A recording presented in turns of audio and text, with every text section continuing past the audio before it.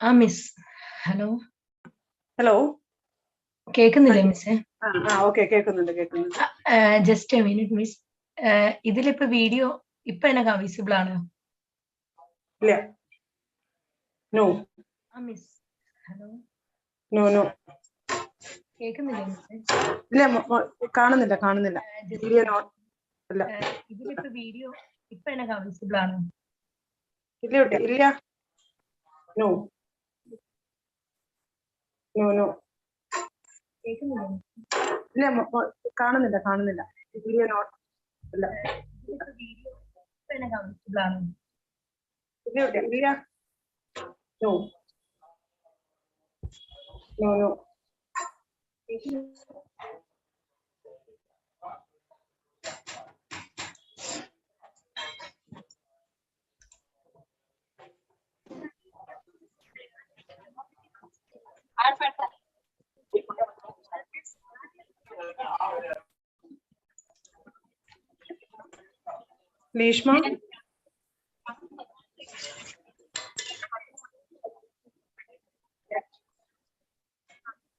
ലീഷ്മ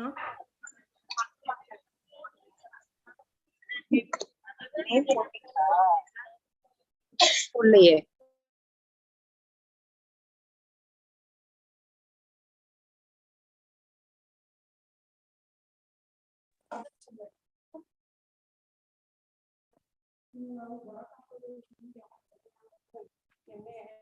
ನನಗೆ ಬಂದ್ಬಿಟ್ಟೆ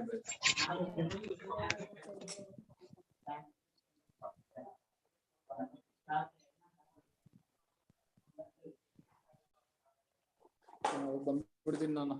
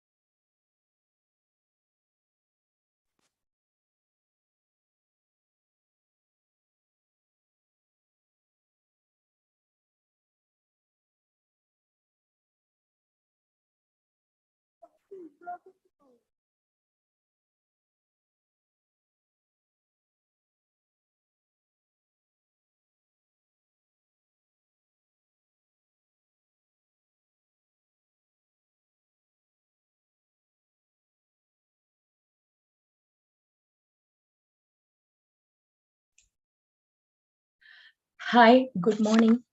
A warm good morning to one and all.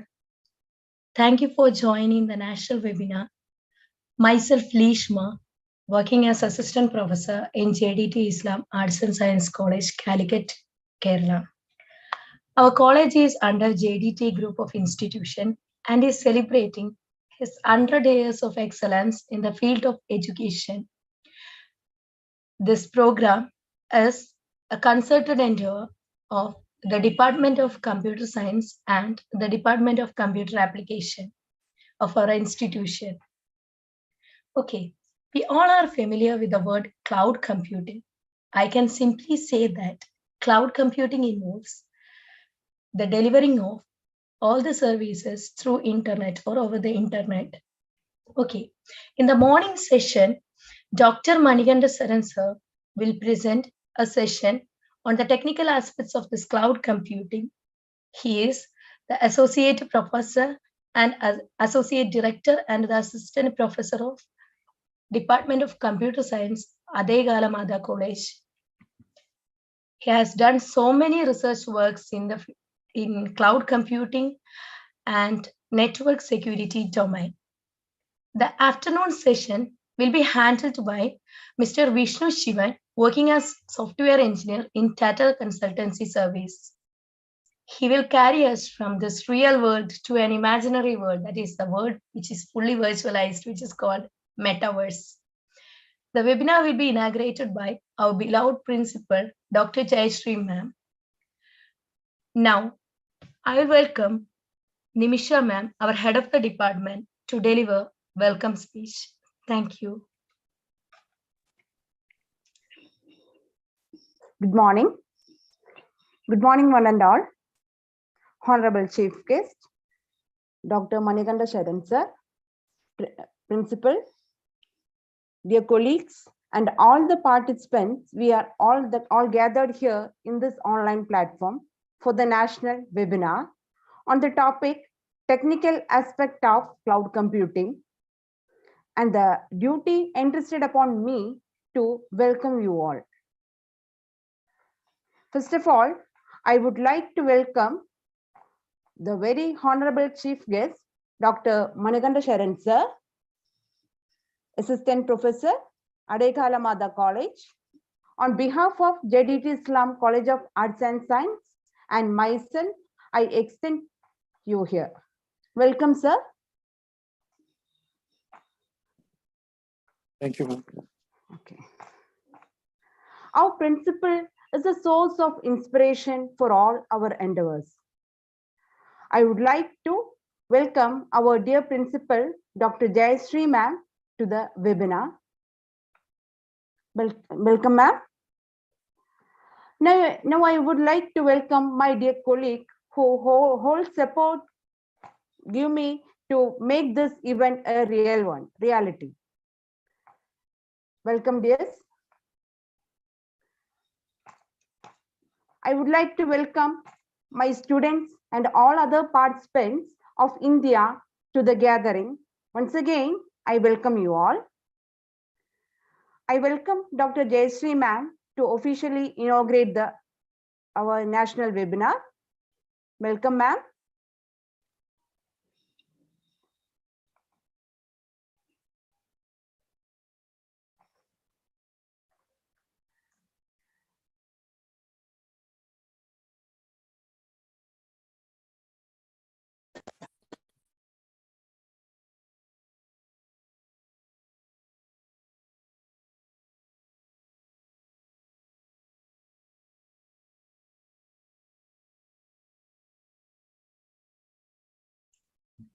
Actually, ma'am, some technical issue will be there. She will join within 5 minutes.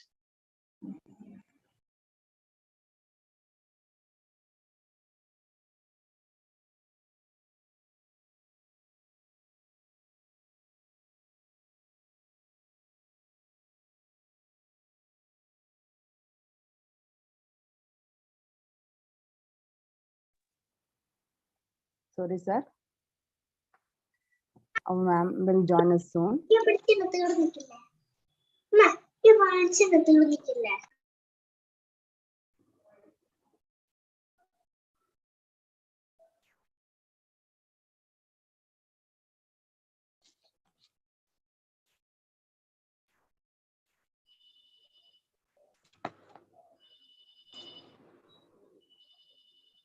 Good morning, ma'am. Good morning. I welcome our dear principal, Dr. Jayashree ma'am, to officially inaugurate the function. Welcome, ma'am. Thank you. Two resource persons have come. One have come, sir, ma'am. Okay. And who is there? Dr. Manikanta Saran? Yes, ma'am. He is Dr. there. Manikanta Sharan, sir. Yes, yes. Is there, and Vishnu Shivan has not come. Actually, No, ma'am, that- Vishnu Shivan's session is in the afternoon. Afternoon. Okay. So at present, Dr. Manikantan is there. Yeah, ma'am. Okay. A very good morning, one and all. I'm very happy that you are organizing a national webinar on the topic technical aspects of cloud computing.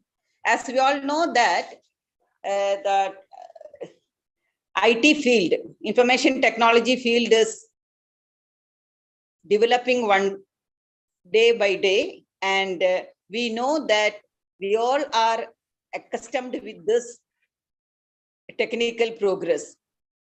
So in this situation, I don't know much about the technical aspects of cloud computing, but I know that this is a very advisable area, how the information has been stored in one cloud. Okay. And wherever we go and whenever we go somewhere from our destination, we know that this cloud computing is very helpful to us.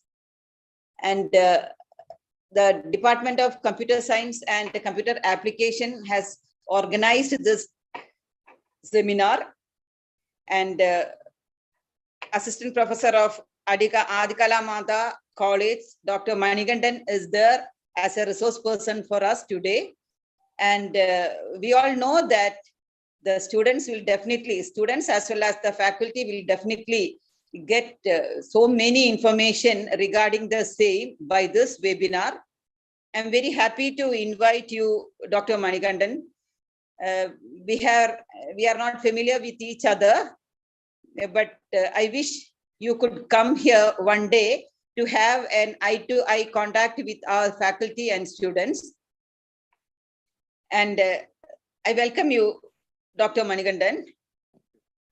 And all the students are eagerly waiting for your talk. And I wish all the best for this webinar. And I'm quite sure that all the students and faculty will be highly appreciated by your class and also highly useful to your class, sir. And I wish all the best for this webinar, and all the teachers and students, please accompany with this seminar. And I hope he'll be talking about this, the technical aspects of cloud computing. I wish all the best. Thank you. Thank you, ma'am. Now, I invite Dr. Manikanta Saran sir to handle the session. Thank you, sir. Thank you, ma'am. May I share my screen? Sure, sir.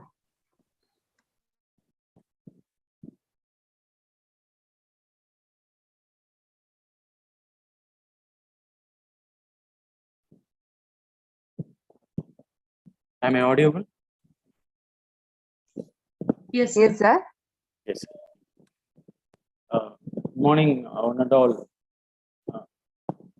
Join the today webinar on technical aspects of cloud computing. First of all, I have to thank the management of JDD Arts and Science College to providing me this opportunity to deliver a talk on the topic of cloud computing. I think there are many people may had about the word cloud computing, and this is one of the technology which is popular nowadays. And we are going to see actually this presentation is a 2.5 hour presentation within 1 hour or 1 hour to 10 minutes. And the presentation topics are uh, first we have just seen what are the introductions and overview of the concept which is the cloud computing. I am going to cut short this topic and we'll detailedly go through the technical aspects, and if time is there, I'll also cover the research aspects of cloud computing, which may help the researchers, those who are ready to do a PhD in cloud computing and related topics, right?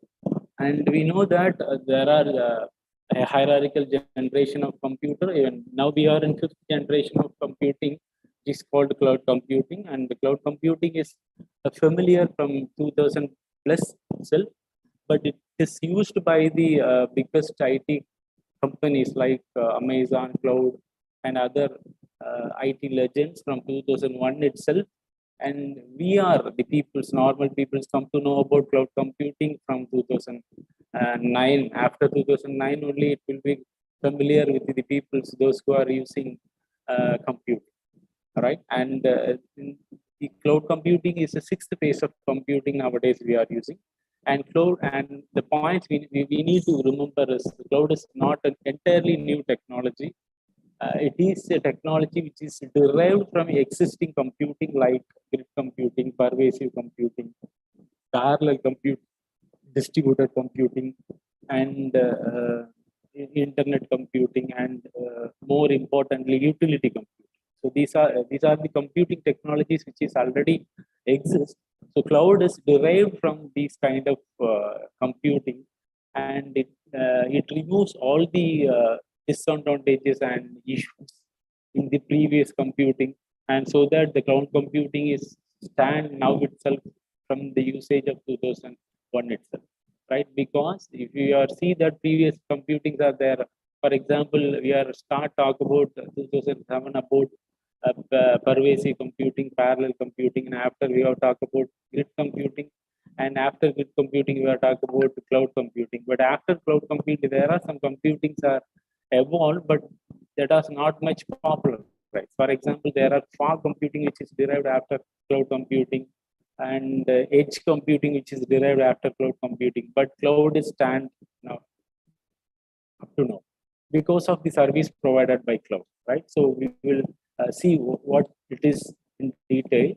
And before we get into the topic, we must know what is internet. We all know about internet. That is because of the everyday, every people have the smartphone to use the content which is in the server. So internet is a medium and carrier which act in between the client and server. And here we are say server is a cloud server. Previously we have used web server. So nowadays everywhere all the IT companies are migrated from web server to cloud server because of the benefits and because of the technology and techniques which is provided by the cloud. Everyone's are like to switch over from web server to cloud server, right? So internet is very biggest backbone of cloud computing to provide the services and as well as get the services from the server, right? And these are some of the basic terminologies we should know before going into the topic. So I think you all are familiar about all these words. What is web server, website, web application, services, online software, web hosting, online on-demand services, client and web server. So these are the very basic concepts we should know when you are talk about online computing, right? So cloud computing is an online computing. So these are the terminologies we should know what is that like. Right? So an introduction and overview of cloud computing. First is it is a internet-based computing. Without internet, we can't do anything. And what is the use of cloud computing? It provides computing services, right? So what are the computing services? It provides the software, which is, for example, you can say, actually, we are using a search engine like Google. We are using Gmail as a mailing application. Likewise, so many providers, those are providing a search engine, social network. So all these are online softwares. So all these online softwares are providing some services to the user from the cloud server, right? So there are basically three types of services. Which one? First one is software, which is called application service, and second one is platform service, and third one is infrastructure service. So these are the computing services which could be provided by the cloud anytime, anywhere, right? So these computing can be provided by the cloud providers. So those who are the infrastructures to provide all these services, the users can use these services based on their requirement, right? So the computer resources, the computing services providing computing resources on in an on-demand manner, which we so if a user need a service, it will be provided immediately to the service. For example, if you want a server, virtual server. We will talk about it in detail in later. If you want a virtual server, you can get a virtual server or a virtual machine in minimum of 2 minutes. If you have a knowledge of what is the steps to get a server from a cloud computing, they will provide that virtual server within a 2 minutes. You can get a virtual server from Amazon or Microsoft or Google. Within 2 minutes, they will provide a computer, a virtual computer to you. So virtual computer, which means you can't see the physical component of the computer, but you can use the computer from your client machine and you can operate everything as a normal computer, but which is running in the cloud server. So all these computing services are provided by the cloud, but optimum aim of cloud is storing some data. So whatever the services we are using, so some content is going to store in the cloud server. So they are providing what is the difference? You may ask, what is the difference between other computing? It is even if it is evolved from existing computing, what is the difference? So it provides the services in an unlimited manner, right? So there are previous computing, there is some limitation to use the services by the consumer or user, but cloud provide as much the consumer or user, it will provide the computing services. That was a very big difference from the existing computing and the cloud computing, because the cloud computing have that much of infrastructure, right? I will show what is the cloud computing infrastructure in a later slide. So there are these basic three types of application can be used by three different categories of users. So application service, which means software as a service, can be used by general users. Anyone can use it. So even though they not add about the word cloud, they are using the cloud computing, right? So a normal people, a normal user without add about the word of cloud computing, they are using Facebook, they are using WhatsApp, they are using smartphone by all these applications. But they don't know what is cloud computing. But even though knowing that what is a technology, they are using it. That is what application as a service, right? We can say it software as a service. Platform can be used by the application developer. If you are a developer, you can able to develop an application. If you want to host an application, we need a place, right? We need a place in the server to host our application. The platform providers providing a space to host your application. You can host the application on the place, and once you host it, immediately it will be accessed by all the users, right? So, and the third main important service is infrastructure as a service. This could be used by business users. They can rental the services.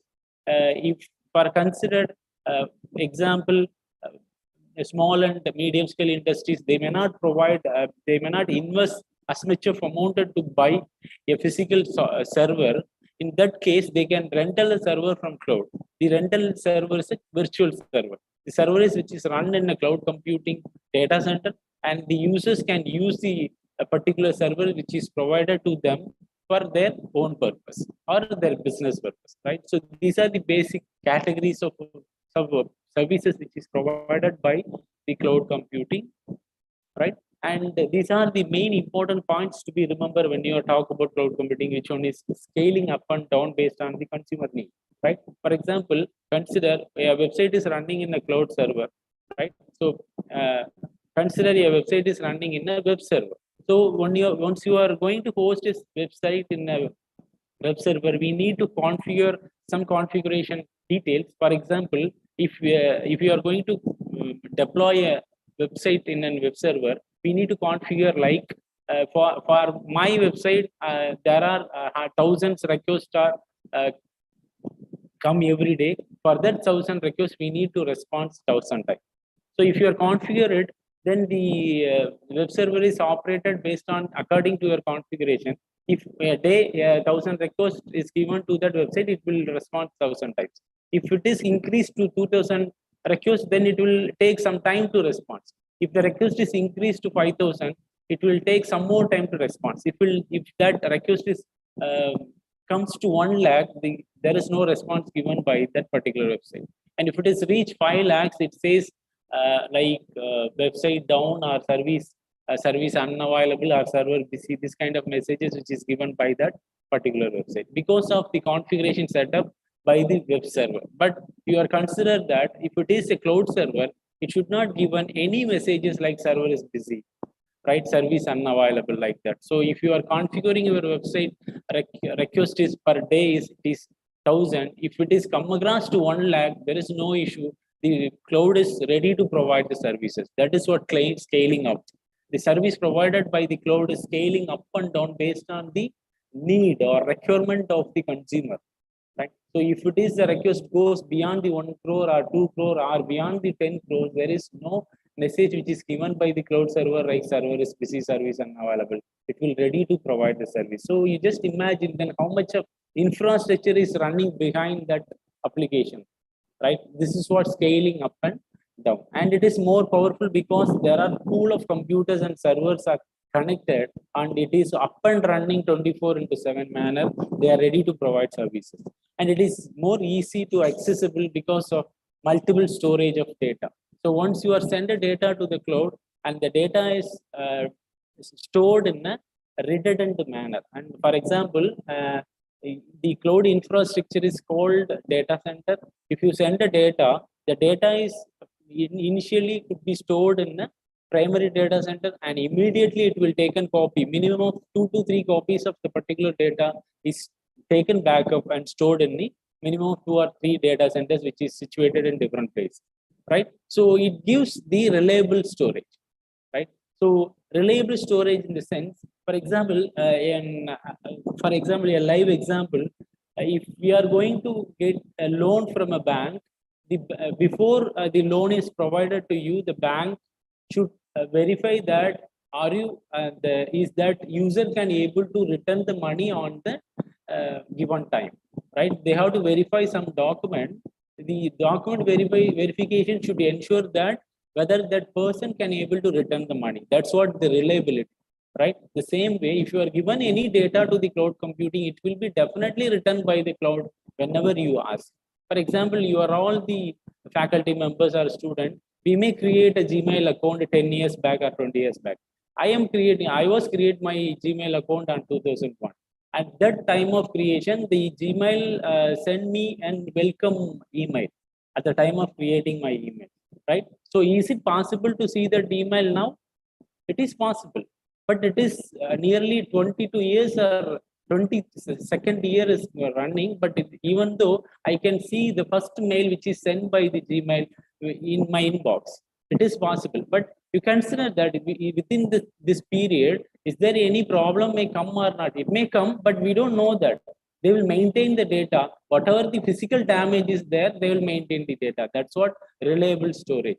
But they are not able to provide the data is 100% secure. They may given a promise that data is 100% secure, but it cannot be achieved by them. There are many security issues are there. The data is secured by physically. They don't tell the data is physically damaged, right? Your data is collapsed, right? They are not telling like that, but they definitely give your data. It will be whatever the time you are given to that, it will be definitely written by the cloud. But they can't ensure that the data is not seen by some other else, right? So reliability of storage is whenever the data is given to the cloud, it will be returned definitely to you when you are asked, right? And they are providing a group collaboration, which means many numbers of users can use a single server, single application at the same time, which comes under distribution, and it is also comes. There is one important topic which going to discuss is virtualization, right? So the virtualization is the main important backbone of cloud, not only for cloud computing, for internet. Like without virtualization, we can't use internet, which means distributed manner. We can use internet and get the services, but if you are given an application on data in a distributed manner, we need a virtualization. That we will see, right?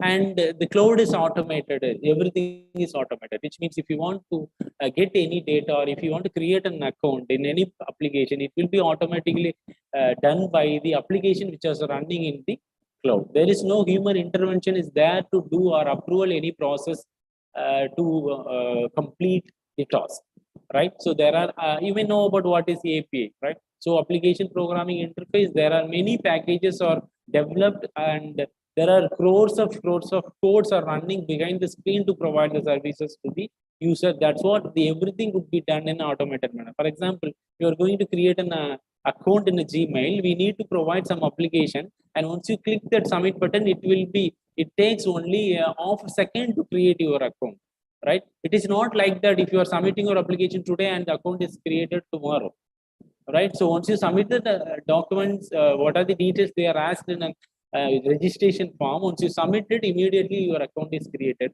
But the account created, there are programs are running to create your application.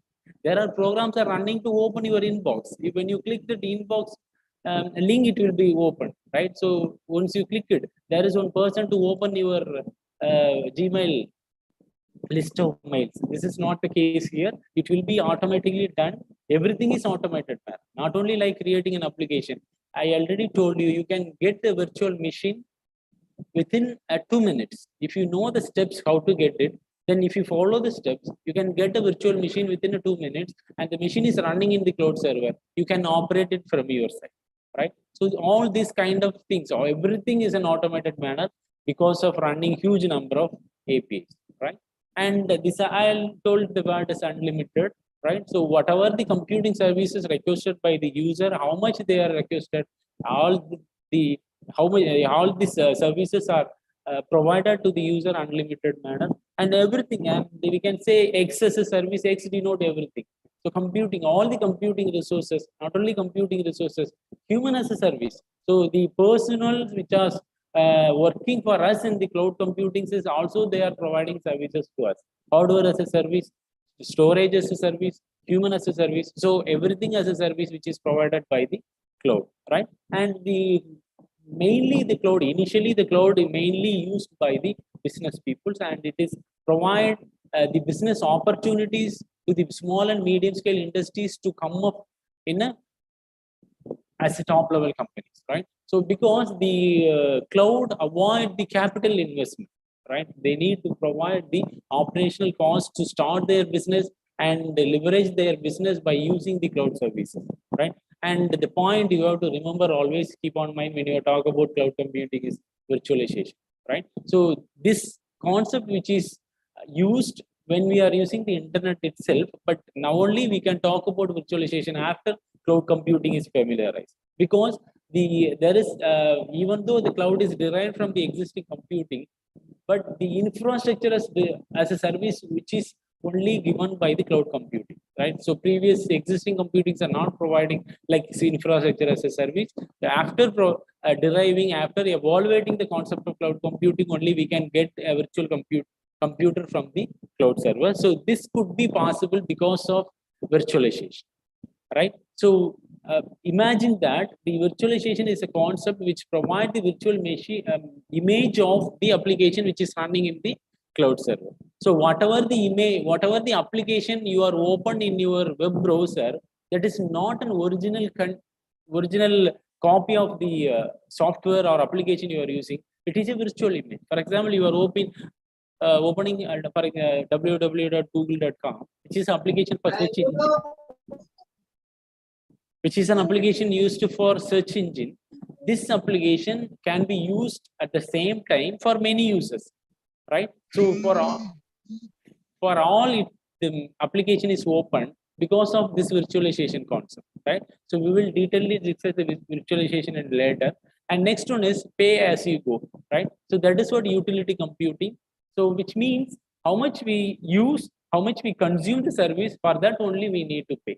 For best example of utility services are listed here, and we know about electricity payment, right? So how much your electricity consumed by yourself, for that only we need to pay.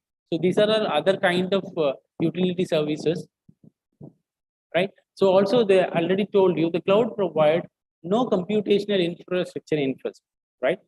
We need to give the maintenance cost only. If you are a medium scale industries, you no need to buy a new server, physical server. Instead, you have to buy a rental server from the cloud company. If suppose, are you going to start a data center or cloud infrastructure? If you want, you are you interested to construct a data center? So the following things we need to concentrate. For example, we need a space and the infrastructure, buildings, right? And after that, we need a power to provide electricity for all the things, and we need to cool the place, right? So if we are interested to start up, we are interested to start a cloud computing infrastructure, then we need to concentrate all this, right? We need to spend for this. For example, consider that if we have a lab in our college, and the lab contains 100 computers. For that 100 computers, we need to air conditioner, 10 to 15 air conditioners to provide the place is cooling. And you just imagine this cloud data center contains thousands and lakhs of computers. Then imagine that how much of unit of air conditioners are needed, right? So, and for that, we need to spend for that. And next one is in network, right? We need to provide a connection to each computer, whichever in the data center in a network, right? And we need a complicated storage of storage server, file server, right? Database server like that. We need to spend for that, and we need to buy a original software stack, and we need a team of experts to monitor all this. And these are the list of things we need to concentrate when you are going to construct a cloud computing data set, right? And the same time, for example, we are having a list of softwares. For example, JDK 1.7 is a older one. If suppose there is a new version is came, then we update it, JDK 1.8. If you update one software, it should be supported by others. Otherwise, the total software system is collapsed. If it is collapsed, if you call a service manager to service you, but they are not, they may not come at the time you are requested. They may come when they are free, right? So all these headaches are handled by the owner of that organization. Instead, you can do one thing. You have to switch or migrate every applications or data of you to the cloud, and you can use it like a plug and play manner, right? How we are using an EB. If it is there is a socket, we can plug and use it. And if you do an extension, you can make extension to how much you needed. Likewise, you can plug and use the services which is provided by the cloud. At the same, many other organizations also provide get the services from the cloud. It is a shared environment. All the data in the cloud can be shared to those who are needed, right?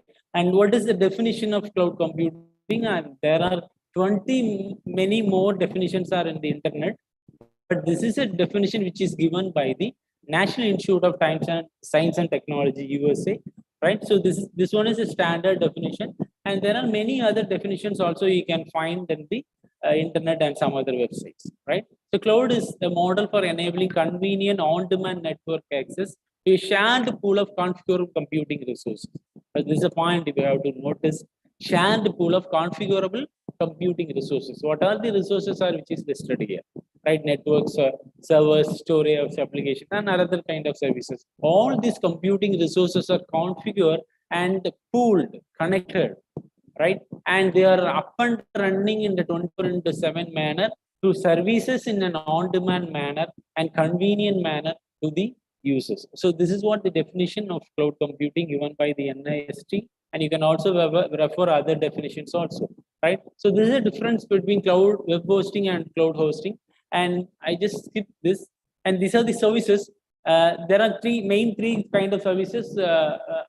We are already discussed: software, platform, and infrastructure, right? First, let us look into this software as a service. This is an application which is running in the cloud providers, right? Anyone can develop an application and host it in the cloud server, and it will be provided as a service to the consumer or user, right? So the listed below are the, for example, software as a service. Some softwares are provided in a free manner, and some we need to subscribe it, right? For example, Salesforce, we need to subscribe. It is a ERP kind of application. We need to subscribe and we need to pay money to use those kind of software as a service.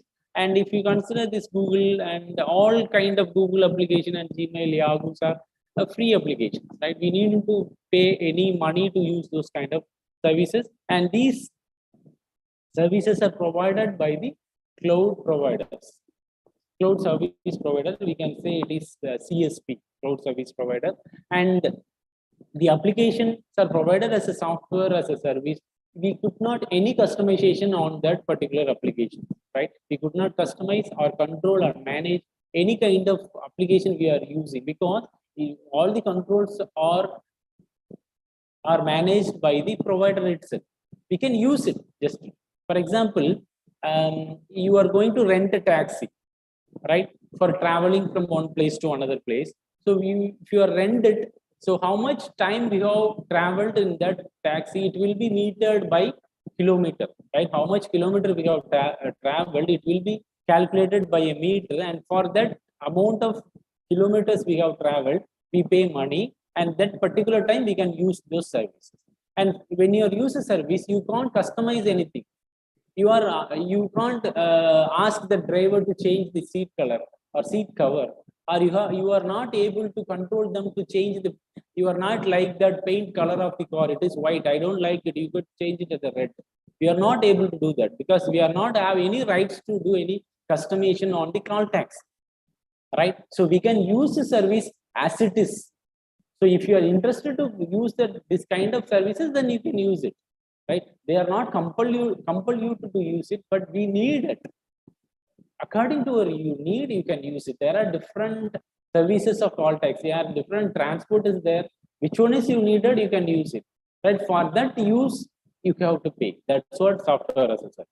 Right? We can't do any customization or we can't do change anything. For example, we definitely have Gmail account. When you open your Gmail account, there is a Gmail icon which is shown on the left top corner of the screen. Are you able to change the Gmail icon from that logo from the top corner of left side to the right side? Or are you able to delete it? It is not possible, right? So you can change, you can modify the list of Gmails or sending mail, receiving. That is the purpose of using the mail. That is not the case here. But you can't change the underlying infrastructure or underlying concept of the Gmail or whatever the application you are using, right? It is not possible. It should be controlled only by the provider. That was software as a service. As a user, they can use it. That's it, right? This is what software as a service.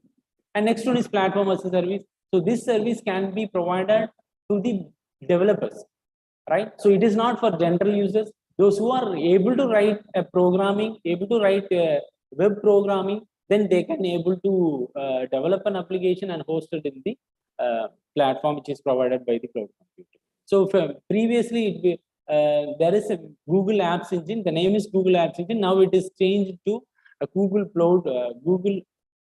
Cloud Platform, and it is say that GPC, a Google Cloud Platform, which provide the platform as a service and infrastructure as a service both, right? And Windows Azure is which is an operating system. It is provided to you to host your application. So for hosting the content, hosting the application in Windows Azure, previously they are only hosting application which is developed in the .NET framework, but nowadays they are hosting all kind of application which is developed in different kinds of web application programming, right? So nowadays they have providing services. For that, using platform as a service, we need to spend some money. Google initially provide 1 year as a free time. In that 1 year, you can host 25 number of applications. After 1 year, we need to subscribe to maintain our websites in the cloud application, right? So Google Cloud Platform. So in that platform as a service, So the developer hosting application in the platform, the developer can control and modify the content which is hosted by them, right? So they are not able to change the underlying operating system or platform which is used by them, right? They can use the platform and host their application, and they can release the next version of particular application, and they can modify the same, and they are releasing next version according to your updation, but they can't do any changes or maintenance or monitoring process on the underlying platform, right? This is what platform as a service. And next one is infrastructure. This is why we already told you, which is we can get a virtual computer from the cloud. So this could be provided initially in an efficient manner by Amazon only. They are the first provider of infrastructure as a service, and they are the first maker of as cloud as a business, right? So they are the first one. They are think about why we need to sell the computer, right? So by their ideas, they are start selling the computer in a virtual manner, those who need it, right? So they are the initiator of this virtual infrastructure as a service. In this service, the users can control the virtual server according to their need. They can install the software, right? They can use any kind of application which are needed by them, right? But they are not able to change the underlying hardware. Like I'll show you when you see this picture, right? So see, this is an infrastructure as a service. The control and management of the user can be this kind of applications, right? And runtime up to the database itself, they can use all this application which is running in the database, and OS they can controlled by the user. The underlying hardware of the particular cloud server could be controlled by the providers. At the same time, if you see that platform as a service, the application which is hosted by the user or consumer, that only can be controlled and monitored by the user, right? So other things should be controlled by the provider. And if it is see that software as a service, there is no controlled by the user or consumer, right? So everything should be controlled by the provider. So this is what the responsibilities which is used by the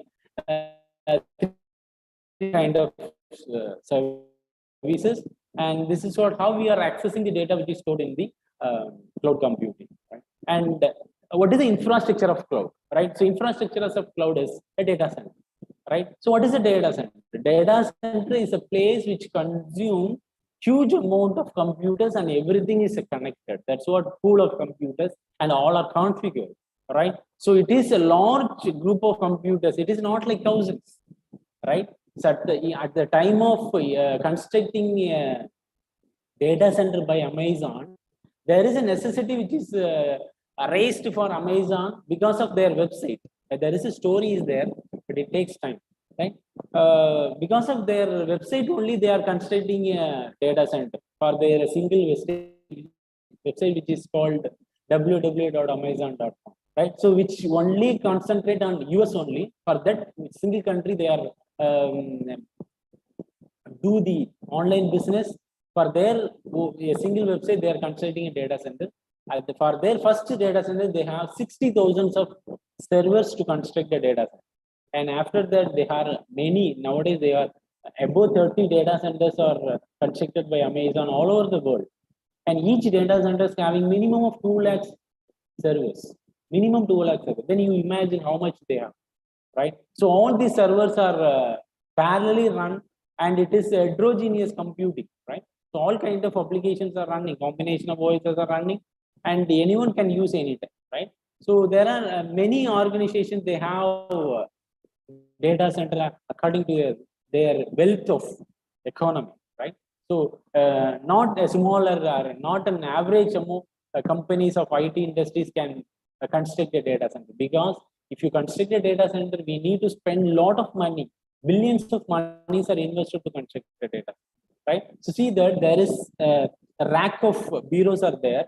So there is a door. If you open it, you can see that how much of connected servers are there. I have a video of Google Data Center. I'll show you that. Then you can get an idea how a data center is look like, right? So this is a video of Google Data Center.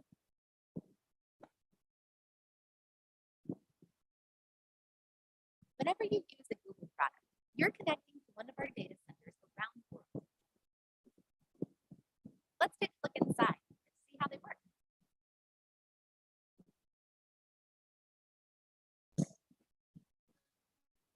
Google employees work here, keeping the data center up and running 24 hours a day. The networking room is the first stop on our data center floor. The equipment here routes requests to the right server in the next room. These computers also allow our data centers to communicate with one another globally. On the server floor, powerful computers handle everything from billions of searches to hosting YouTube videos and protecting your email against viruses. Custom designed these servers to be compact and energy efficient. To ensure you have access to your data whenever you need it, we keep each piece of data stored on at least 2 servers. We store another copy of the most important data on digital tapes. When a hard drive breaks, we erase all of its content. Then, for extra security, we destroy it with our disk crusher. The machines in our data centers are always working. Cooling towers like these pipe in water to cool them down and keep them running. When the water heats up, we pump it back outside before it evaporates. Now that you've had a glimpse, walk inside yourself. Explore a Google data center with Street View. So this is for the data center of Google, and you definitely seen there are a list of CPUs are connected in a rack, and in a single rack you may connect. There are a number of 20 to 25 CPUs are connected, and you can see the single side and both side views of how many racks are there, and in each rack how many CPUs are connected. That is a single side view. You just imagine that how much the number of CPUs are connected in a single floor. Right, and you can also imagine how much of floors are there in a building there, and each floors they are connected in a lakhs of computing services, and every data or every application you are open in a Gmail, or then you are connected to the data center, right? So whatever the applications are you are open in your computer, then you are connected to the particular data. If you open it in Google, then you are connected to Google data. If you open a Facebook, you are connected to Facebook data, right? For example, this is a Microsoft data center, and I have also the Facebook. You can also view these videos in YouTube, right? So all the IT legends of industries, they are providing their video how the data centers look like. You can go and visit, then you can get an idea how much of the infrastructure the cloud computing has. So for that only they can provide this much of amount of computing services in an unlimited manner as well as on demand manner, right? So you can think that once you create an account in Gmail, they are ready to provide 15 GB as a free, right? So they are ready to provide 15 GB as a free. You just imagine that how much of users are there, right? So if you are an internet user, they are definitely have a Gmail account, right? So at least if you 100 people are there, definitely 80 to 85 members they have Gmail account if you are using computer and internet. Then you just imagine how much of they have the infrastructure of storage. And do you know what is the next step once the 15 GB is completed? Right, so 15 GB is a free mode. After this 15 GB is completed, we need to pay for that, right? So you go and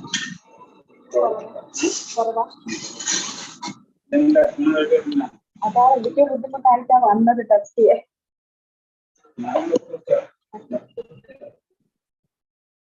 ഇത് എങ്ങനെ WhatsApp ചെയ്ത് പറഞ്ഞു തരൂല മറ്റേ രീതിയിലൂടെ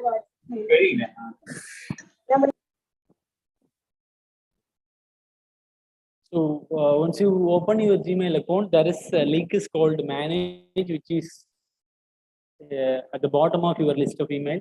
You go and click that manage. There are next page is shown that the 15 GB is shared by 3 kind of applications. One is Gmail, another one is Google Photo, another one is Google Drive. These 3 are applications which is share your Gmail 15 GB of storage, and after 15 GB they need to upgrade your storage, right? So after 15 GB they are providing 100 GB, and after 100 GB they are providing 1 terabyte, 2 terabyte, 3 terabyte, up to 32 terabyte they are providing, right? So for getting all this subscription, we need to pay for. For getting 100 GB, we need to 130 rupees per month. 130 rupees per month. I've seen this before 6 or 8 months. Nowadays, amount may change, but it comes around only 130 rupees or 150 rupees per month. We need to pay for them when you subscribe 100 GB storage from the Gmail, right? So this is a process they are. Then you just imagine they are ready to provide 30 terabyte of storage for a single Gmail account, right? I think you know that how much of storage is 32 terabyte. 1 terabyte is 1024 GB. Then you just calculated how much GB is 32 terabyte. So they are ready to provide 32 terabyte of storage for a single Gmail account. In this manner, you just imagine that how much of storage they have, right? So how they are providing this promise to the user. I can provide you 32 terabyte of storage for a billion customers. They are ready to provide. Then imagine that how much they have. So that much of the infrastructure is cloud having, right? So you can see all these videos in the YouTube. You can go and visit, right? So these are the different kinds of images of data center which is taken from the internet also. You can also visit this. So these are the number of CPUs which is connected single rack. See that how much of rack is there, right? So lakhs of computers are there and up and running always to provide services to the users, right? So this is what the cloud infrastructure and cloud data center, right?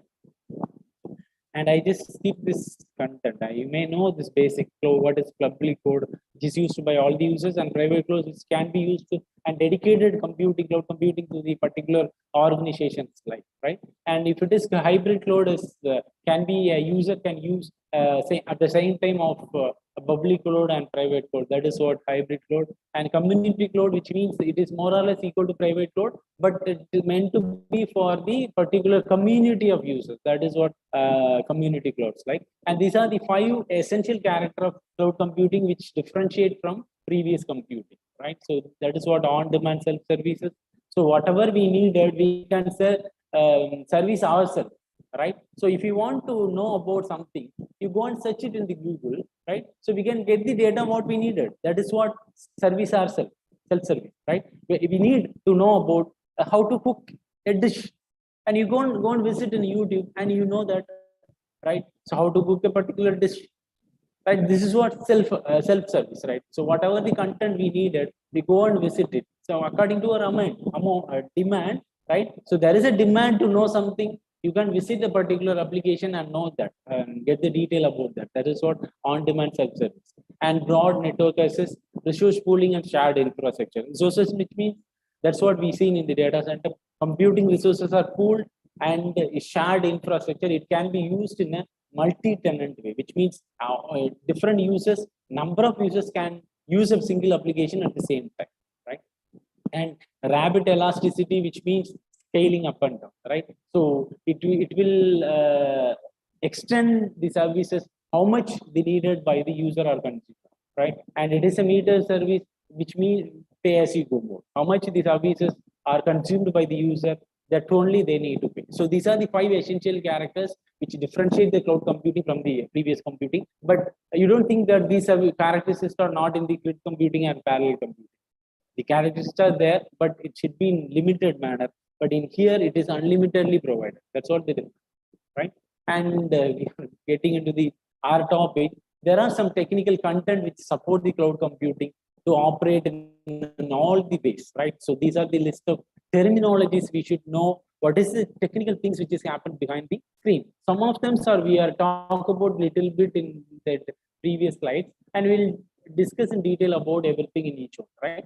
So first one is virtualization, and I already told you virtualization is the concept to make virtual image of particular application, right? So there is a software is called hypervisor. So this software is providing and making an application in a virtual image and provided to the consumer or user, right? So we are all users, interact only the image, virtual image which is shown to you, right? So for example, I'll show you, right? And this is on film. I don't know whether you see this or right? This is on a film in Tamil movie. I don't know whether you have seen that. In that movie, there is a stage. In that stage, the virtual image of particular that a person is shown in front of that robot, right? That is our virtual image. So in the same way, we are also see that virtual image of application.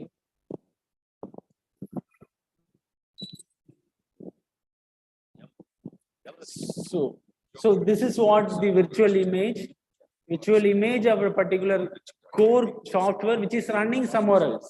So how this person talking to the virtual image, we are talking to the virtual image which is shown in our web browser, right? So I'll show you and again, for consider this is what the cloud server. In that cloud server, that application running is www.google.com, right? So for this is an application which is running in the server, and we know that there is only one software copies which is running in the server, right? There are not more than one copies which is running in a single server. Only one Google online software running in the server for providing the search engine service, right? For example, there are number of people asking, requesting the particular application google.com in all over the world, right? So many requests are given to the server. What the server is doing, there is a virtualization software and there is a component of hypervisor in the virtualization. It will take a virtual image of that particular application and send it to all the users, those who are requested, right?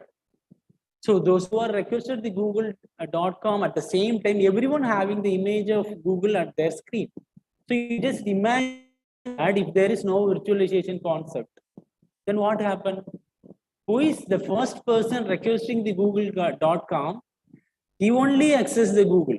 When you close the Google screen, then only next one can access the Google application. If there is no virtualization, right? There is no distribution, right?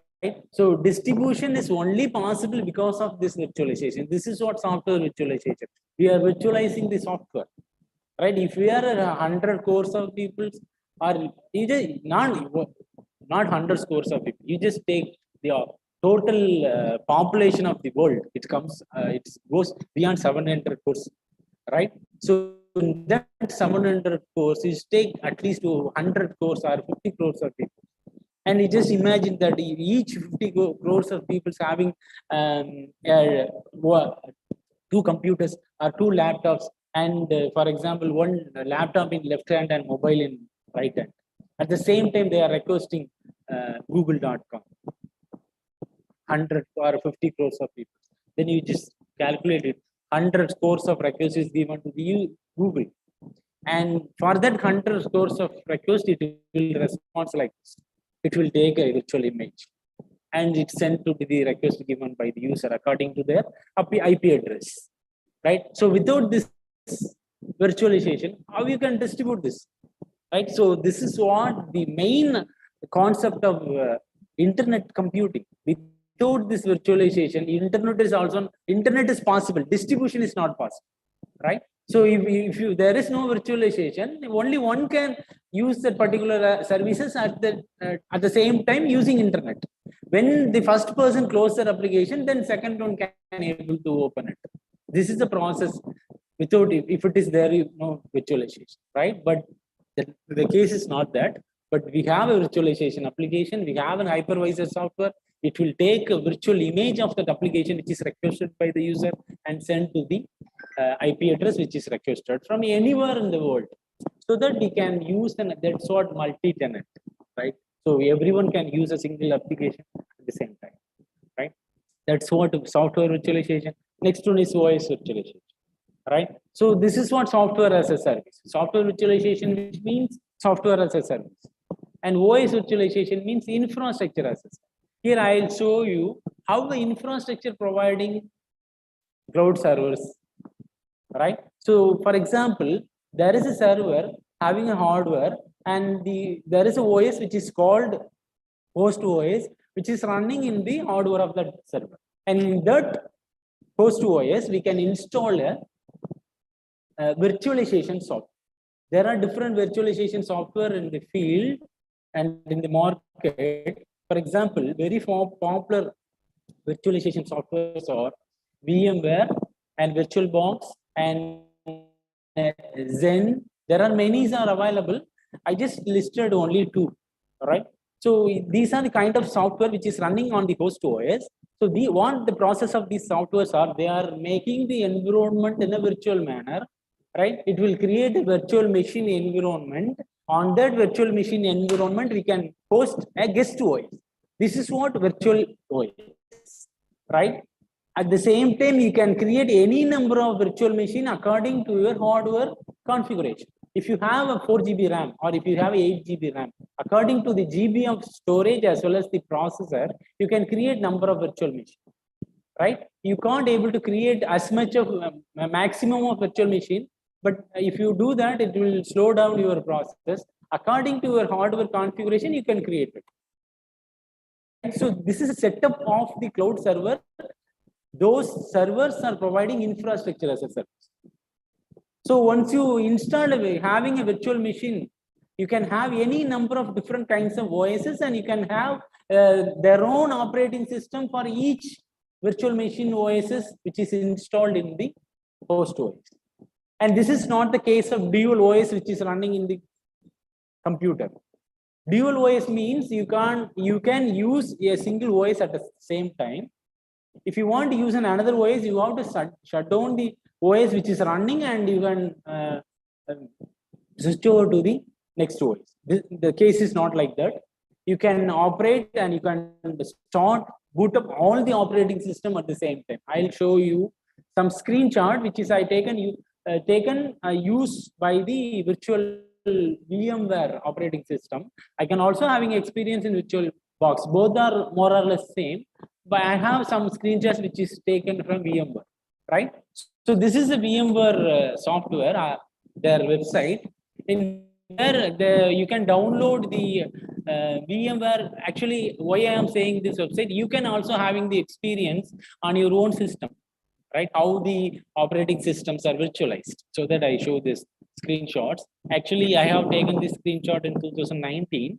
Nowadays, I thought the version is 16 or 17 something. So at the time of I'm using taken this, it is 15 on 2019. Nowadays, the new versions are updated. You can go and visit, right? So here you can download this workstation, VMware workstation for Windows or Linux, according to the operating system in your machine. Once you download and you can install, once you install it, it will be installed like this. This is a logo of VMware.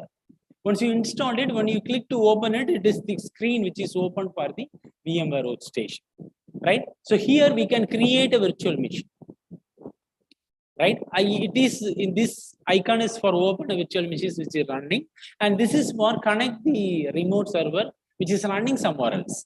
So first we can create a virtual machine by clicking this plus button, or you can go file storage to create a new virtual machine. So virtual machine is a virtual space which is created by the hypervisor of VMware in your system according to your hardware, right? So it will ask some details for creating the virtual machine, right?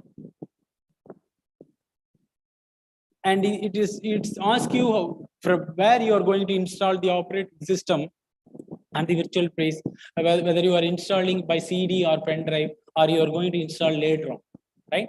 I installed the Windows XP on the first virtual machine space using a pen drive, so that I choose this. And after that, you have to install the operating system like a normal manner, how you install operating system in a computer. It will ask some, and it will ask some basic detail, how much of memory, hard disk, which is allotted for this XP from your hard disk. Your hard disk may have 100 GB, then 40 GB is allocated for this XP operating system, right? Likewise, and this is a basic details.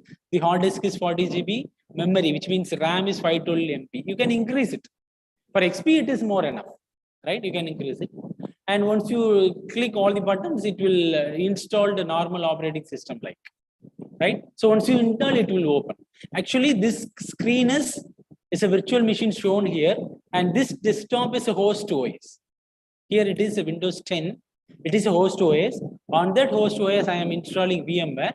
And that VMware, I am creating a virtual machine page to install the XP. And this is one XP operating system. After I am installing the 7, Windows 7 operating system. And after 7, I am installing CentOS, right? And after CentOS, I'm installing another XP as a copy of XP, and I also install Ubuntu because this computer is 24 GB RAM, right? i3 processor, and I can install 5. The 5 can be normally executed without any delay, right? So according to your RAM speed, you can install as much of operating system. So here you can see the list of operating system which is installed. So you can boot up all the operating system at the same time, right? All the operating systems are booted, and you can navigate from one operating system and another operating system in a normal way, how we are navigate from one Windows to another, right? So in this way you can navigate. So all the operating systems are running at the same time. The same manner, the infrastructure providing cloud servers are running many number of guest OS. And if a person asking about one virtual machine to the cloud server, immediately they are configure the running guest OS in the operating system, and it will allocated to the user within 2 minutes. Right? So this is the infrastructure service providing server setup, right? So this is what a virtualization of software virtualization as well as OS virtualization. And next important concept is API, right? So we all know as professors, we all know what is API, and as a student of, if you are study, we initially at the first time we heard about this APIs when you study the Java program, right? Application programming interface. If you ask a question to the student, what is API? They are simply said, what is application programming? What is that? They don't know, right? So application programming interface, which means it is a program which is running in for connecting and communicating the client and server, right? So I have a video also. Actually, this is an I skip this, it will take time. So it is, for example, if you are in a hotel, you are going to have some food, and there is a waiter is coming to you, take on order, and it will, they inform the order to the kitchen, and after they given the product, it will be given to you. So the waiter is API which communicate you to the server, right? So the waiter is application programming interface. It make a communication between you and the kitchen, right? So likewise, the APIs are a huge amount of programming which is running behind the screen to operate everything, every task in the cloud computing in an automated manner, right? So by this only, all the tasks which is in the cloud is automatically running, right? So I am show that how that infrastructure as a service. There is a list of steps which could be followed for getting a server in Amazon as well as other kind of providers. And if you follow that step, once you click next, all the tasks happen automatically, and a virtual computer is configured to you, and it will given to you by username and password, IP address, everything. And you can open it. If you are getting a window-based operating system, you can open that operating system using a remote desktop connection. If you are getting an virtual machine from Linux-based operating system, then you can use the PuTTY, right? PuTTY software to open your Linux-based operating system in your local machine, right? So all this process are completed by this kind of APIs running in the cloud. And next, how this cloud storages are reliable, right?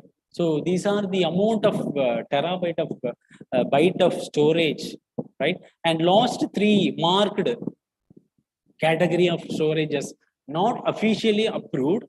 Up to we are using exabyte of data. Chronobyte and geobytes are not officially approved. It will be approved in recent days. In future, it will be approved. But up to we are using exabyte of storage, then you just see that how much of data as it is, right? So this much of amount of data are stored in the cloud storage. We are all using Facebook, Twitter, and WhatsApp. We are using it, right? Then you imagine that if you are in their place, Facebook, you are an employee of Facebook, or you are an employee of Twitter, right? And you are the place to receive the data. Then imagine that how much of data are received to Facebook or Twitter for a second or an half a second, right? So many people are posting text, images, videos, right? So fraction of seconds, the huge amount of data are uploaded, and the bulk of data are received by the Facebook high power computing servers, right? So what they do, they are not stuck, right? They are not able to, it is not the case. They are able to process all the data are sent by the user, and the data are categorized according to the user, and data are linked to the particular user account. All these processes are taken in a fraction of seconds, right? So this is what the API and virtualization, all this, and it also connected to the storage. Virtually everything is a virtual storage, and the optimum aim of using and providing the services by the cloud is storing some data, whatever the services you are using, right? Software or platform or infrastructure, we are storing some data, right? So it is reliable because consider that there is a data center which is called data center 1, and also having a backup data center 2 and 3. And you are here, you have a photo of your puppy, you send that, upload that photo, initially that photo is stored in the primary data center. Immediately it will take a copy and backup it, right? If in some cases or some natural disaster, the data center 1 is absconded or damaged, right? Immediately what they are doing, when you ask that particular detail, they will take the data center from, they will take the data from the backup data center, and it will be sent to you. This is what reliable storage.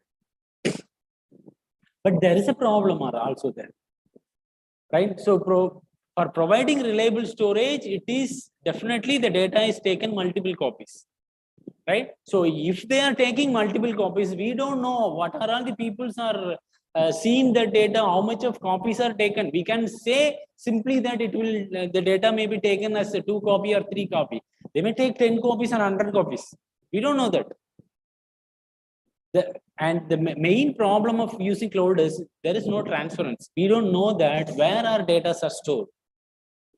Who are all the authorized users can view those data, right? For that reason, they are asking us to do one process called terms and conditions. They want to tick that.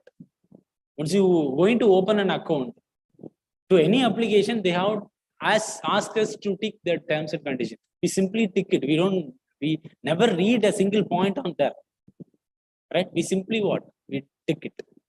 In that terms and condition, they given everything, right? Once you upload your data to any application, you have taken your selfie.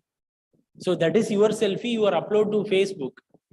Do you know who is the owner of that your selfie? Once you upload the Facebook, Facebook is the owner, not you.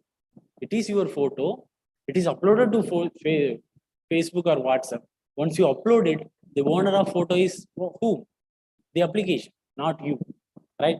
This is a terms and condition they are given in there, but we are not read it anyway. But this is terms and conditions, right? So they can take in how much of they are given that everything they are given in the terms and condition. For that only they are taken how much of data. We don't know that where the data is. We are using Gmail. We are sending a mail. We don't know that where that mail is stored. We don't know the address. We may tell that it may be in Australia or US or Mumbai, whatever it is. We don't know exact place where it is stored. That is what remote application. Without knowing anything about the detail, basic detail about the server, we can use it. That is what remote application and remote server. The same case, but it is reliable, right? So how much of data you are given, anytime it will be returned to you properly when you ask, right? That's what. And next one is machine image. And the machine image is taken at the time of migrating operating system from one place to another place. Just like OS image, that's what machine image. It will take a machine image as a single copy and it will be migrate from one place to another, right? That's what machine image, right? And on-demand scalable, we are also discuss about that, how much request or services needed by the user or consumer, it will be provided to you in an on-demand manner. And this is what a main topic which is behind the cloud is running cloud load balance, right? Because of this only the cloud is scalable. Cloud is unlimited, right? So what is load balancer? It is a software which is running in front of the cloud applications or cloud server, right? So whatever the request is given to the cloud server, it will be scrutinized by the cloud load balancer, right? So then according to the ideal system of the software, it will be distributed. The requests are distributed, right? Consider that the above environment is a cloud environment, cloud servers. I simply given 5 servers. Consider that there are huge amount of servers. And this is what the load balancer software which is running in front of the cloud application. And these are all the browser logo, because we are given a request using any of these logos only, right?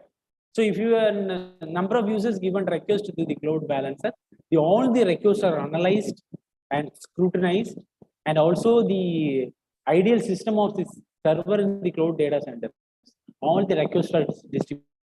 So how much of request is given again and again, all these requests are scrutinized by the load balancer, and the total load is distributed to all the computers and servers in the data load data center, and everything is processed parallelly, and the response is immediately given to the user. So this is what the cloud load balance. It will balance the load, right? Load in the sense it's a task which is given to the if you are given a request, it is a task which is given to the server. For that task, it will process and given response.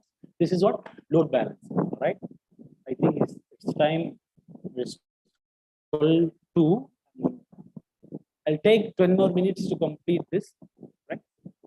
Right. Up to this, it is completed what technical aspects of cloud, right? These are the technical content which is running behind the cloud to operate everything in a on-demand manner and the virtualized manner, right?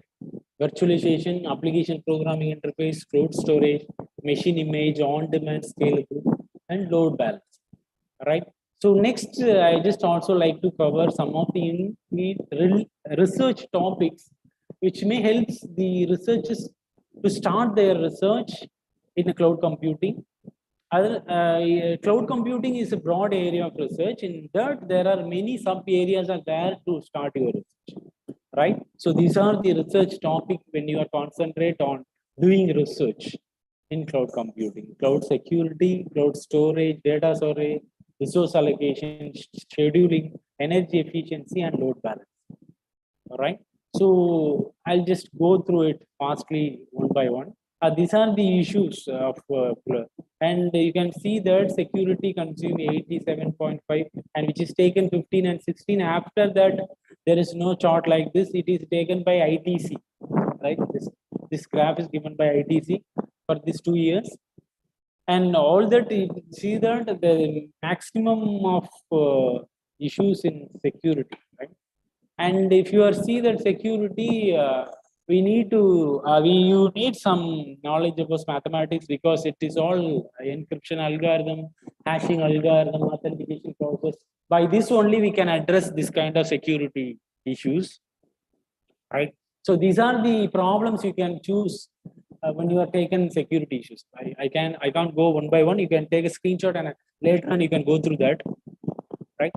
So this is what the some types of problem definition. I given a problem definition here, and you can go through it one by one later on. There are 2 types of attacks. Which one is insider attack and outsider attack? Insider attack is it is not easy to identify, because those attacks are done by the personals which is running in the cloud data center itself. So they may be the admins and the authenticated users. They may see our data. It is a possibilities are there. And outsider attacks, like as some other users enter into the cloud to see the data or get the data. Right? These are the different types of attacks, and there are many things are in that say security process. To address this, we need to follow network security, right? Cryptography and network security, and there is a book is called Cryptography and Network Security, written by William Stanley. right? This is a basic book which can be given more ideas about how and security can be addressed in different ways. And we can also use those kind of techniques to address the security in cloud itself, right? So these are the scope of when you're doing research in security, you can differentiate your scope in this manner, right? So actually, the problem of researcher is how to narrow down your research, right? Cloud is a broad area of research. On that, in which area you are going to research security, on which and on security, there are different disciplines of the security, right? Infrastructure security, software security, data security. On the data, whether the data in rest or moving, transit, and are you going to concentrate on insider attack or outsider attack? And are you going to take a services as these are the services, authentication, authorization, integrity, and all these are services. On these services, which services are you going to use to address the security? And for addressing security, which kind of algorithm are you going to use? Which, whether it is symmetric or other as asymmetric one. How you measure your application, by which parameter, time or data size, security, accuracy, which way you are going to measure your efficiency of algorithm. And what is your application, right? Finally, what is your service? How you provide this research could be in an application, whether it is in software as a service or platform as a service or infrastructure. You have to mark it, which one is your scope, right? You can take a screenshot. Definitely, it may help to do or help in your research. You can include it in your thesis also, no problem. But according to your way, you can include it. This is just an idea, right? So this is the way of addressing. You can choose anyone. There are different types of techniques in encryption like that. You can use it. So these are the kind of security addressing, included multiple storage, data forms, attacks, all services from CSPs. These are the problems. By this encryption and crypto system, you can address it, right?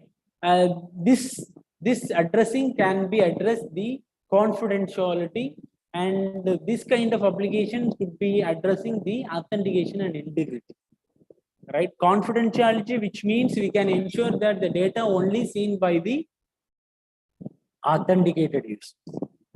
Authentication ensure that the incoming user is authorized user. Integrity ensures the data modified only by the authorized user. These are the differences of the security services, right? So these are the list of hash algorithm can be used to address the authentication as well as integrity. Hash algorithms are used for addressing authentication and integrity. Encryption algorithms are used for confidentiality, right? And with that encryption, you can also concentrate on image encryption. These are the different kinds of techniques may be used to addressing the image encryption. The basic technique is choice-based encryption algorithm. You can get in detail from the internet, or some more papers are there to get idea about all this kind of techniques, right? So when you are going to concentrate on security, you can concentrate on these kind of topics, area to be considered when you are going in security, right? So take a screenshot, right? To measure the security, and we need to compile our algorithm or techniques or method, whatever it is, we need to compare it. So this is the measurement, how you measure your security of your algorithm or hashing algorithm. This is a formula could be used for measuring the your efficiency, security efficiency of the algorithm, right? So you can propose, this may be given to choose your topic, propose encryption techniques for public cloud or private cloud, hybrid cloud, or propose encryption techniques for kind of text, which means numerical data or non-numerical data. Propose encryption techniques for images, or propose authentication mechanism based on some hashing algorithm. Propose digital certificate based on something. Propose hash-based algorithm. Propose compression techniques for compress the data. You can make your title like this when you concentrate on security on cloud, right? And when you are presenting an algorithm, we should know how to present it. So this is the way we have to present it in a pseudocode manner. This is a programmatical manner.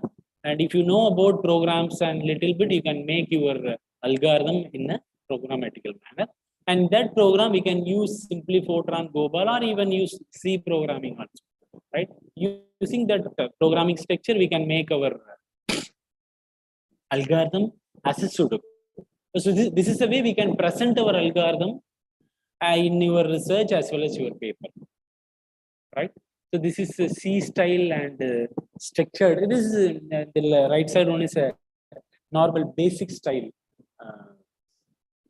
pseudocode, right? So these are some kind of symbols may used, mathematical symbols may used in our pseudocodes, right? So this is example pseudocode.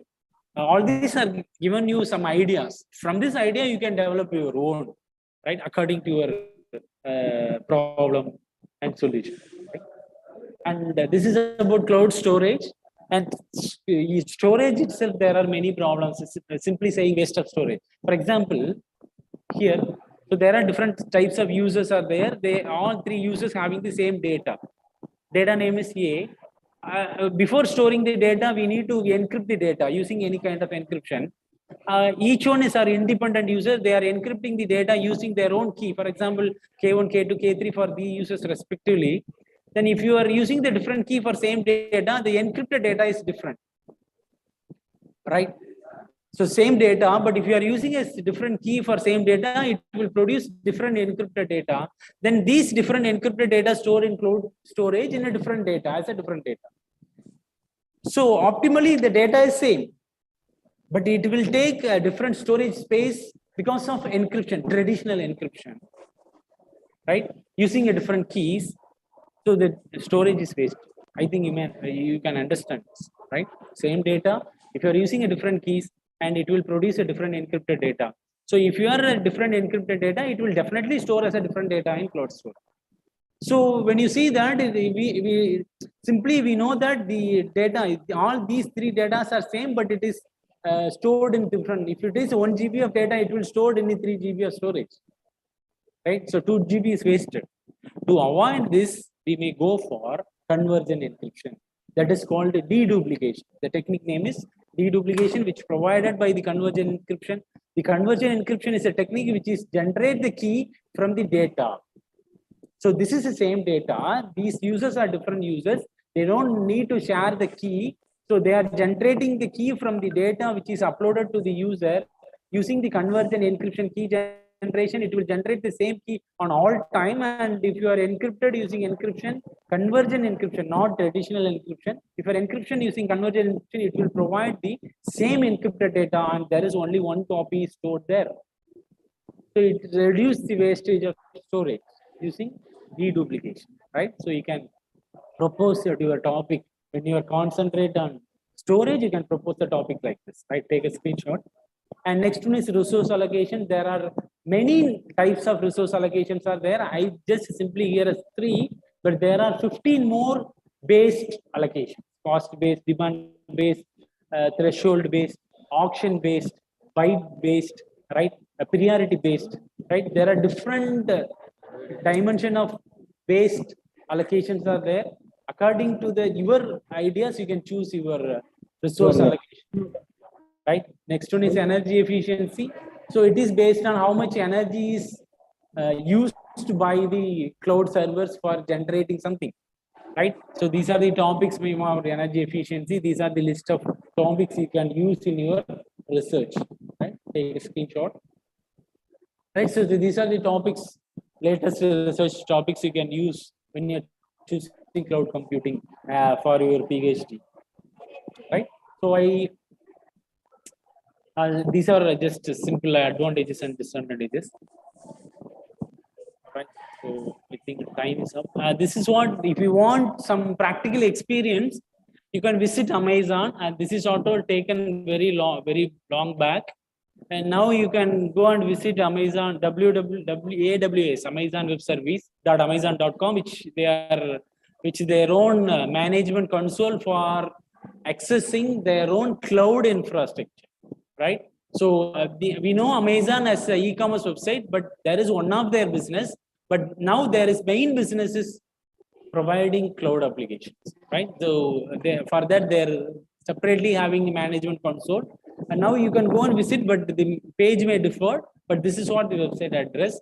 You can get some practical experience how to get the virtual machine and all, and as well as the Windows Azure, and also we need have to some ideas of these applications to develop our application and host it for platform as a service for using Microsoft Azure. If you are going to host an application in Microsoft Azure, we need to have some ideas about Windows, Visual Studio, and these kind of web deployment. These are the software which is used to deploy your application in the Windows Azure platform as a service, right? So it is a separate presentation, right? And this is our cloud platform, right? Google Cloud Platform. You can try as a free for first 1 year. After that, we need to subscribe it. And here are actually Amazon providing infrastructure as a service and software as a service. Google and Microsoft providing all three services. Software, platform, infrastructure, all the services are provided by them, right? And for student, we need to upgrade ourselves as a developer, then we can deploy our application, get idea about platform as a service, right? I completed everything. Right, so this is what some recap video, and I just skip that. Time is up. So thank you for everyone. I hope you understand something about the topic which is presented today. And if you have any doubts, you may take 1 or 2 minutes to ask me.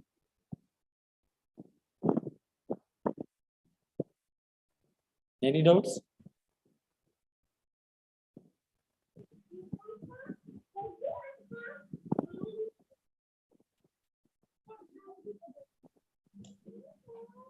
Sir, I have a doubt, sir. Tell me. Sir, we are using cloud in corpus also in natural language processing, right, sir? Okay. So which one is the best cloud that you can suggest for this corpus extraction? Actually, you are asking about the NLP implementation. for implementation. And this is also one point I have to remember you. Thesis and PhD research is based on, or it is analyzed and measured by your methodology, not by your implementation, right? Okay, sir. Right. So by your methodology, for that only we are going to study research methodology. So tools are used at the end of your PhD work to be implemented for. First, you concentrate on your findings, and for that finding, how to make your methodology of addressing the finding, right? Okay, So most of them get reversed from implementation. They are initially they are not they write the coding for something solution. This is not the case, right? This is not like MC or MTech project. They want to ask you to show your code, right? Okay, sir. Your screenshot. That is not a case like this. You don't need to implement your case. The examiner can identify your work, whether it is worth or not, by your methodology. By your methodology itself, right? They can easily find that whether your research is going to be okay or not. So you have to concentrate first on your findings and the methodology.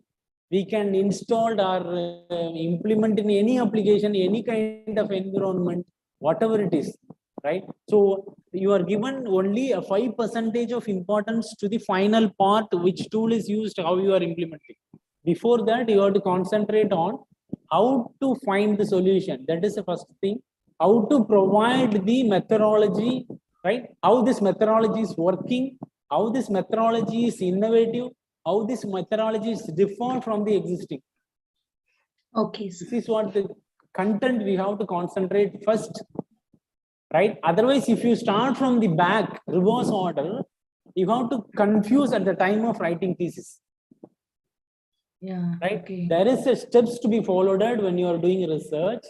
In that, you have to first you have to get an idea about the vast area of researches. By that, you get an idea of problem, and from that problem, you find a narrow down your problem. Initially, we find the problem which is already chosen by the existing researchers. And from that, we have to find our own problem, differentiate the problem from others. And also we have to concentrate, narrow down to concentrate the methodology, and your methodology should not match with the other one. Right? So this is the research steps. And if it all okay, finally you have to choose a tool which is adapted to the application. According to your application, choose a tool and implement. The tool is not important here. Okay, sir. Right? So your focus is how innovative things you are given in your thesis. How it is differ from existing one, what are the benefits or added benefits of your research by your research work to the society. This is most important. Okay, sir. Right? Okay, thank you. Next one. Next, any other questions? Sir, one question will be there.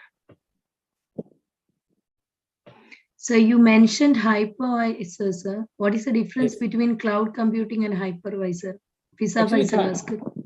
Actually, hypervisor is a software tool which is in the virtualization application. I'll show one slide. Just if you have time, you just go and visit that VMware and our virtual box.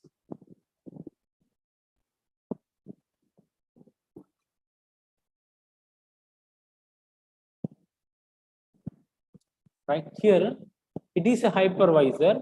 It is a tool. If you are installed the VMware software or virtual box, there is a tool is also embedded with the application. The tool, the work of the tool is to generate the virtual image of particular application. If it is a software, it will generate the software image. If it is an OS, it will generate the OS. Actually, we discussed that there is a infrastructure as a service. Once you get the virtual machine from the cloud, the virtual machine is running in the cloud data center, cloud server. You can use it in your local machine, right? Which means you can locally open the desktop of your OS, which is running in the cloud in your local machine. How it is possible, right? The hypervisor is taken as a OS as an image, and it will send to you, right? Then only we are opening that image of that operating system in our local machine.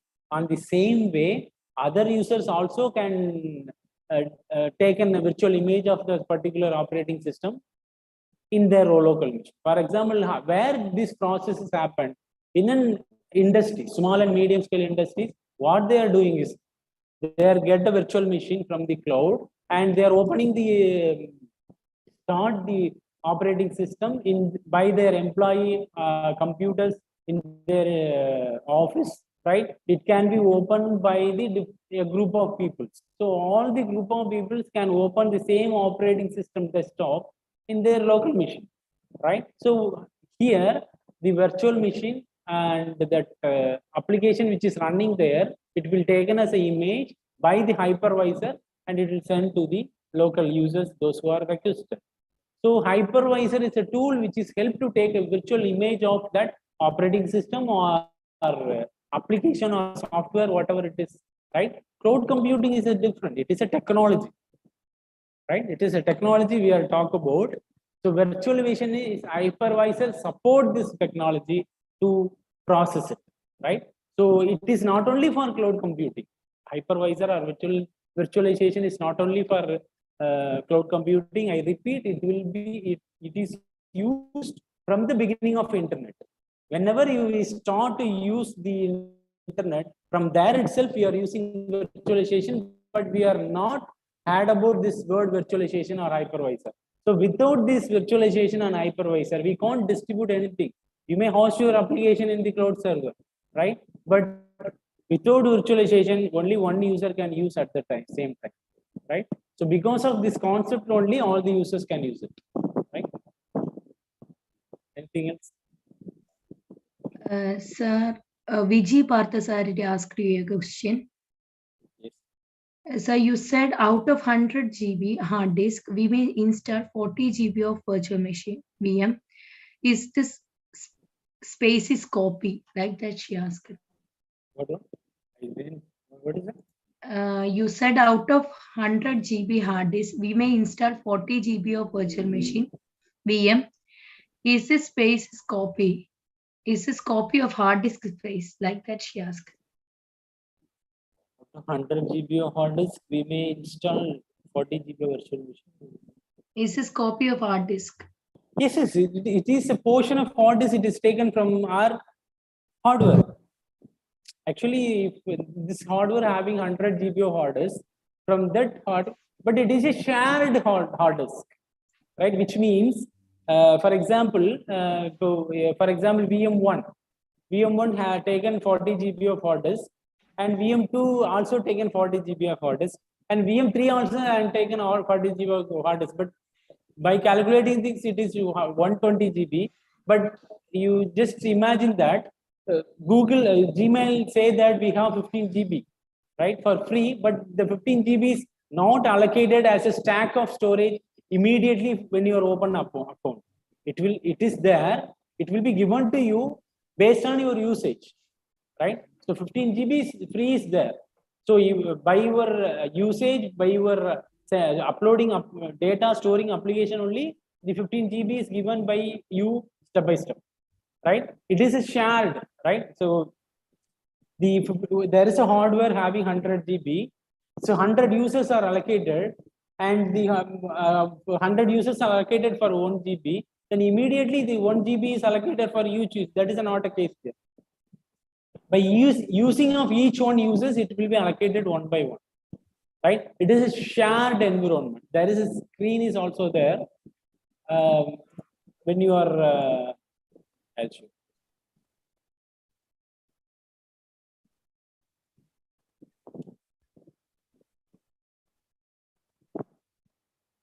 So here you can see that store virtual disk as a single file or split the virtual disk into multiple files. See here, the data are shared between the virtual, that means the storages are shared between the virtual machine, right? It is not a dedicated allocation, right? Dedicated, which means immediately whether the user are used or not, the data are allocated. Not like that. It is a shared environment. So by using only, it will be allocated one by one, right?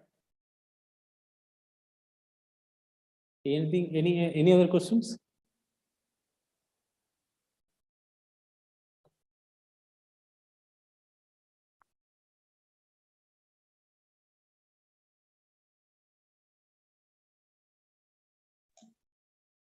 Sir, Yes, what actually, Fatima Anina yes, asked yes, a question, yes, sir. yes, Is conversion and encryption is yeah, I done see, in a I server see, I see, I see. Okay, Actually, sir. in that deduplication, there are two types of process are there, server side as well as client side. But client side is a efficient one. Before uploading the data is encrypted here, right? So if you take the data server and there you have encrypted, which means the bandwidth is wasted. If already the copy is stored in the storage, we can't able to store the data again. So uploading bandwidth is wasted and computation is wasted for the taking your data from client side to server. So better we have to concentrate on doing all this process in the client itself, right? There are two types of deduplication, which one is server side duplication as well as client side duplication, and file based data duplication as well as block based data duplication. File based data duplication, which means the data duplication is for file. Each file can be checked for duplication. If it is block, which means the files are divided into different blocks, each block of file is checked for the duplication, right? So in this two kind of manner, we can do the deduplication. Actually, in detail, there are some topics are there. If you are interested, you can mail me, get the mail from the organization and mail me. I'll give on more details. Any other questions?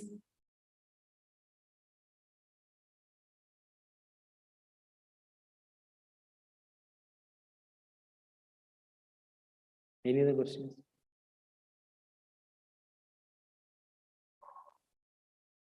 Does Apple use AWS? Yes, definitely you can use.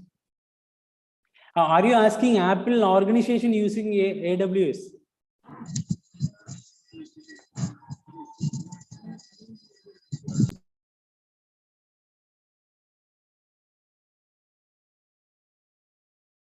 See, any other questions? Someone asking that, asked that, does Apple use AWS? Which means, Excuse me, sir. Excuse me. Hello. yes, system. Hello. Yes, I Excuse can. me, sir. Yes, I can hear you. Okay, sir. Okay. So that was very nice session. Actually, I don't want to ask any questions. Yes. Which is more from you, no? Yes, sir. Hello. Yes. Am I audible? Yeah. Tell me. Sir, I'm saying that I'm not having any questions, but I just want to say कि if you can have some 15 days program, na FDP program, then we can learn more new things from you. Definitely. You can contact me after sometimes. I'll share my mail ID. Just contact me. We may have such kind of things. Okay, sir. So from where I will get your ID, mail ID? Just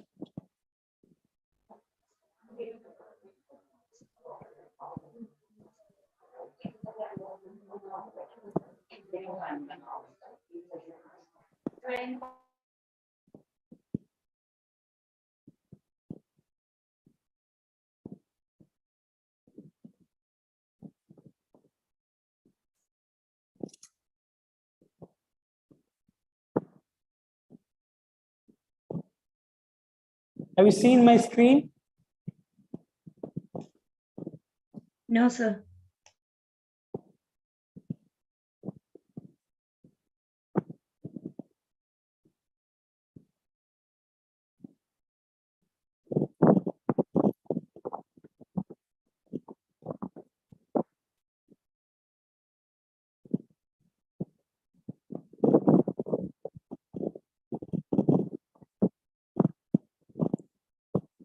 So this is my mail ID. Make it all small letters. Have you seen? Yes, sir.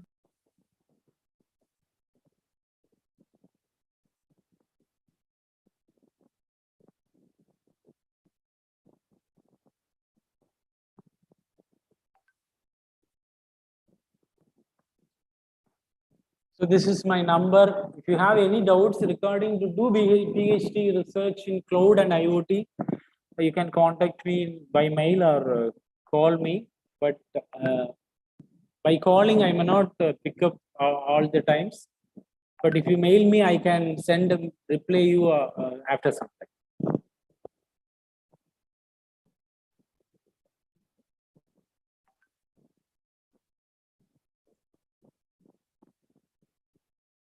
So PPT and recorded video, you may ask the organizers. They may given.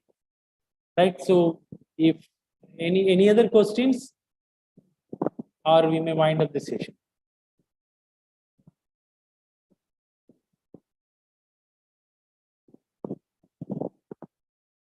I'll recommend to share that.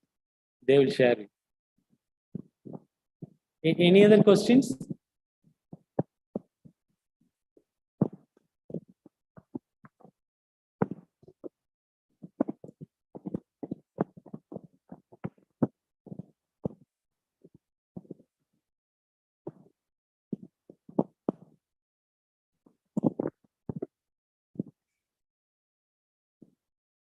Okay, I thank the organizers, HOD of Computer Science and Lishma personally, from JDK Islam Arts and Science College and the principal and management for giving me this opportunity to share my knowledge on the particular topic.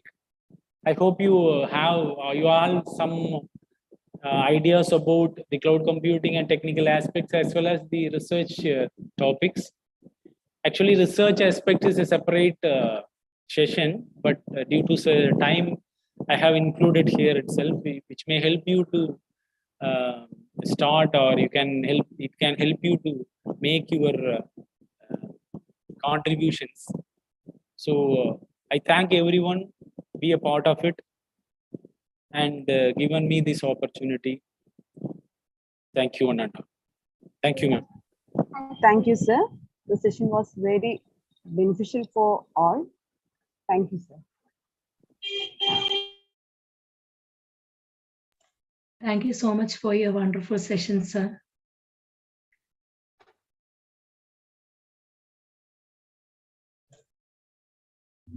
All of you, please share your feedback about the session, and the certificate will provide within 5 or 6 days. Thank you.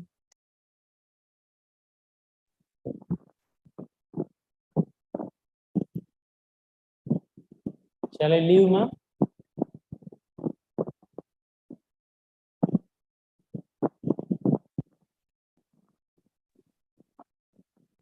Hi all.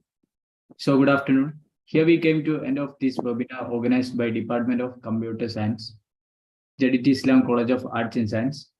So I take this opportunity to thank you, our Principal Dr. Jayashree ma'am, for encouraging us to organize this webinar. And I feel immense pleasure to propose vote of thanks to Dr.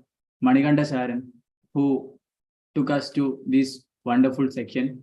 And I thank you all the participants and these organizers of this national webinar.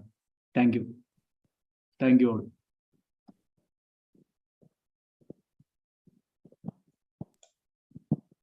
Thank you, sir. Thank you so much. Have a wonderful day. You can leave now.